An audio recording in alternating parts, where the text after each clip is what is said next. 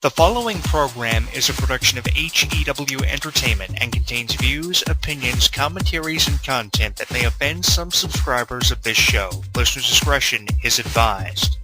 It's that time once again for HEW Entertainment Radio. And that's all I got to say about that. Hosted by Jonathan Clarke. You beat the man! You gotta beat the man! Whoa! Be sure to join us in the live chat room during the show. Hulkamania is running wild like it's never ran before. Call us on one of our request lines. If you live in the United States, call us at 1-641-985-7800, box number 3729288. If you're from Canada and would like to call us from 1-647-724-4194, box number 3729288. Long distance charges may apply in some areas. I've been the world heavyweight champion 10 times. Or you can always drop us a line at MySpace, myspace.com/HEW Entertainment. And you will rest in peace. Emailing us works for you too. Email us hewwrestling@hotmail.com. I am a wrestling god. JBL. JBL. And now, without any further ado, here is your host of HEW Entertainment Radio on the official website of HEW Entertainment, Jonathan Clarke. The champ is here.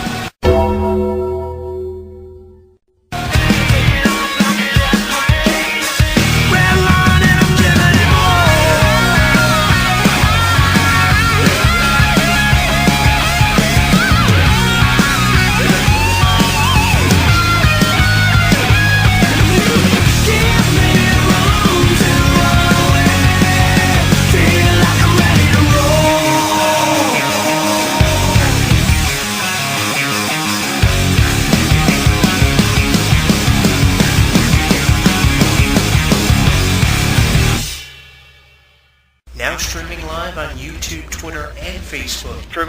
YouTube, Twitter, and Facebook. HEW Entertainment Radio is inviting you to comment on our video blogs, join the conversation, and like us.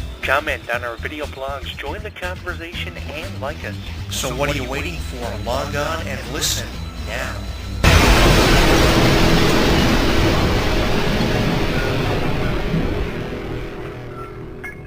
Don't miss out on any of the action. Download our app on the App Store, Google Play, and the official website of HEW Entertainment. Once you've downloaded and installed it, you'll get caught up on news, YouTube videos, and more. Download it now. Let's Marvin Gaye and get it on. You got the healing that I want, just like they say it in the song. Till the dawn, let's Marvin Gaye and get it on. We got this king size to ourselves. Don't have to share with no one else. Don't keep your secrets to yourself. It's Kama Sutra show and tell. Yeah. Whoa. There's loving in your eyes that pulls me closer. It's so subtle. I'm in trouble, but I love to be in trouble with you. Let's Marvin Gaye and get it on. You got the healing that I want.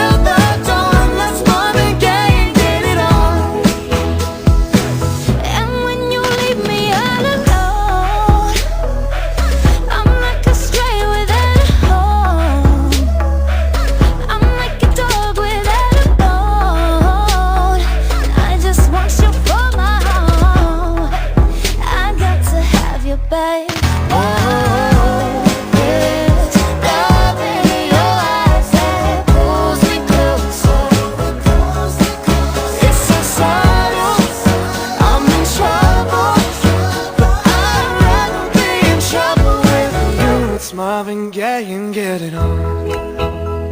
Ooh, baby, I got that healing that you want, yeah. Like they say in the songs, on to the dawn. Let's Marvin Gaye and get it on. Let's Marvin Gaye and get it on. You got that healing that I want, just like they say it in the song. Until the dawn, let's Marvin Gaye, get it on, babe. You got to give it up to me. I'm screaming mercy, mercy, please, just like they say it in the song. Until the dawn, let's Marvin Gaye, get it on, just like they say it in the song. Until the dawn, let's Marvin Gaye, get it on. Ooh.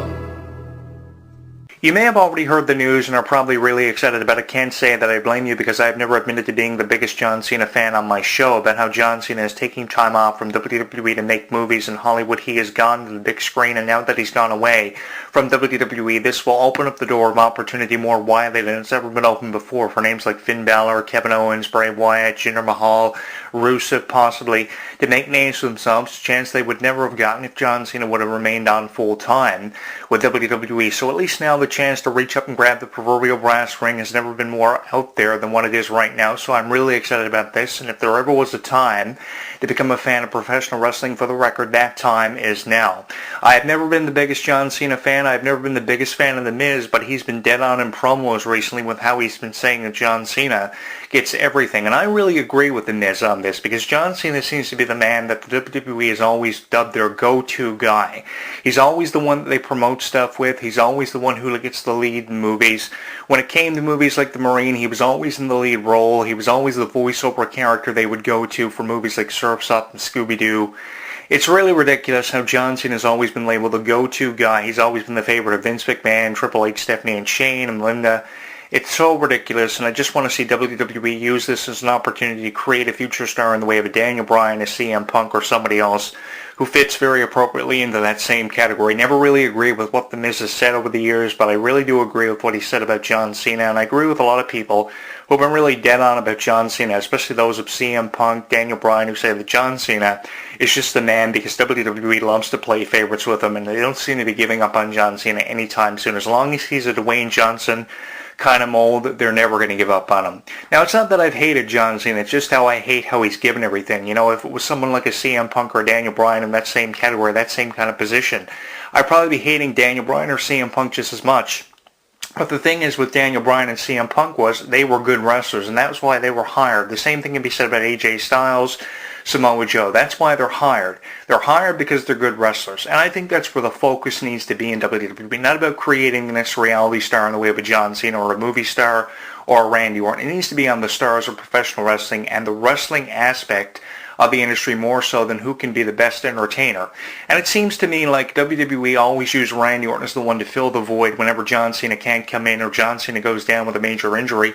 Randy Orton's always the go-to guy of Triple H. He says, here's another title reign for you, Randy Orton. In the absence of John Cena, you're champion until John Cena comes back. And I can understand why people will be irritated that as equally as much as what they are of John Cena winning the title, losing it, winning it back within 3 weeks, losing it, winning it back within 3 weeks, and it's the same ridiculous pattern all the time. Deja vu. Can't say that I blame you for having it feel that way, because it feels like that to me more than I ever give it enough credit for feeling like it. And I think that they really need to change it in WWE. So I think that they need to make the most of this opportunity with John Cena and Nikki Bella gone for some time off.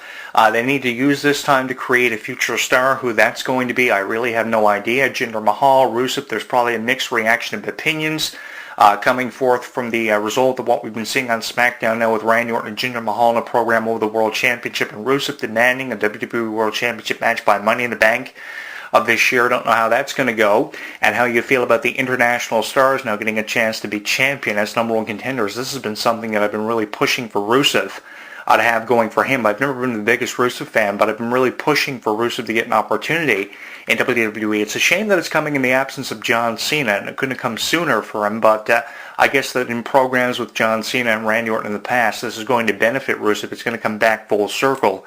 and benefit him down the road, because at least now he's going to get an opportunity at the title along with Jinder Mahal. Really looking forward to seeing if they're going to form a faction on SmackDown because of how much heat they've been getting and how much attention they've been getting with the issues of challenges coming forth from them, again in the absence of John Cena. And the question that I have is, will all this be happening in WWE if not for the absence of John Cena? Will we still be seeing pushes of Rusev and Jinder Mahal? Maybe we would be, but maybe not in the same form as what we've been seeing recently on WWE, given the circumstances of how John Cena and Nikki Bella have taken time off from their respective divisions and everything they've been doing in WWE, whether it be in the ring or in the form of a reality TV star like Total Divas, or something that John Cena is doing in the way of a host role for the Kids' Choice Awards, the Teen Choice Awards, whatever. Again, it's not that I've hated John Cena, it's just that I hate how he's been given everything. Maybe if John Cena wasn't just immediately handed everything, I'd be a bigger John Cena fan than what I've ever said that I was. And it's not that I don't appreciate what John Cena does, but I think that I'm in that same category because of just how John Cena seems to be handed everything. He's always in the main event of a WrestleMania, a SummerSlam, a Survivor Series. He's always the go-to guy. And I think that, WWE just rely too much solely on John Cena to push something they have. He's always the guy they go to for a promo. He's always the guy they go to for a lead in a movie.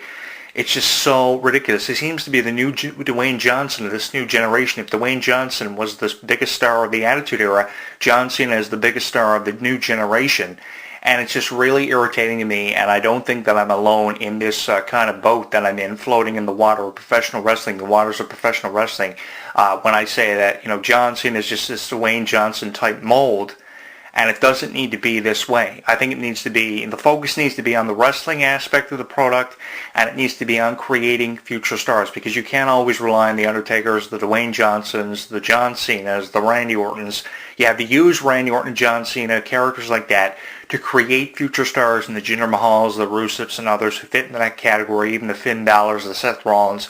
How can you create a future for wrestlers and a future for the entire organization? How can you ensure the success of the company in the future generations that will follow this one if you don't do that and you just rely solely on people like John Cena and Randy Orton? The absence of John Cena can be looked at in one way, and one way positively, and that is an opportunity. There's never been a more opportunistic time in professional wrestling, and this is an opportunity that they need to take advantage of, because if they don't, the end result will be disastrous. And I don't even want to begin to tell you how I feel this will be disastrous for WWE and what the end result will be. I see a lot of negativity being thrown the way at WWE, and I see a lot of bad reviews being